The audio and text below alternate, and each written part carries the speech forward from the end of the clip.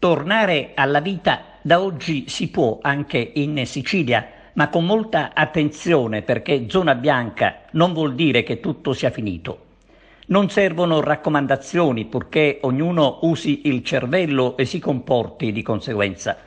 La zona bianca bisogna saperla gestire con la massima responsabilità. Le condizioni ci avvicinano a quelle a cui eravamo abituati. Rimangono ancora alcune restrizioni necessarie come il distanziamento e l'uso della mascherina anche all'aperto, quest'ultima forse ancora per poco. Anche se le mascherine bisognerà averle sempre a disposizione, come ha ricordato il sottosegretario alla salute Sileri, ospite ieri di Mara Venier. Riguardo le movide, si continuerà purtroppo ad assistere alle scene di sempre. Gli assembramenti li abbiamo visti ovunque e non c'è stato finora un solo prefetto in Italia capace di intervenire per porre fine alla sfida.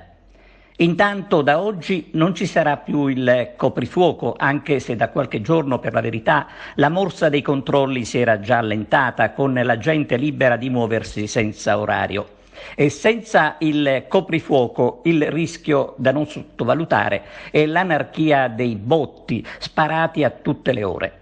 Da qui la richiesta alle autorità di pubblica sicurezza per una vigilanza adeguata, soprattutto dalle parti del Lido agrigentino di San Leone. Da oggi boccata di ossigeno soprattutto per i ristoranti che possono servire ai tavoli all'aperto senza limite di numero e con aperture serali. Resta tuttavia l'obbligo del distanziamento di 1 metro tra le persone ai tavoli. Da oggi riaprono anche i musei, i teatri, i cinema, le palestre, le piscine e le università. Questa è dunque l'Italia in bianco che vuole uscire dal tunnel definitivamente e lo potrà fare tra pochissimo, quando anche le ultime restrizioni saranno anch'esse cancellate, per fare spazio alla normalità assoluta che potrà essere garantita comunque, inutile dirlo, dalla vaccinazione di massa.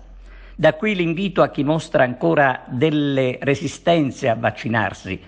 Quella del vaccino rimane davvero l'unica via per vivere come vorremmo fare da 1 anno e mezzo.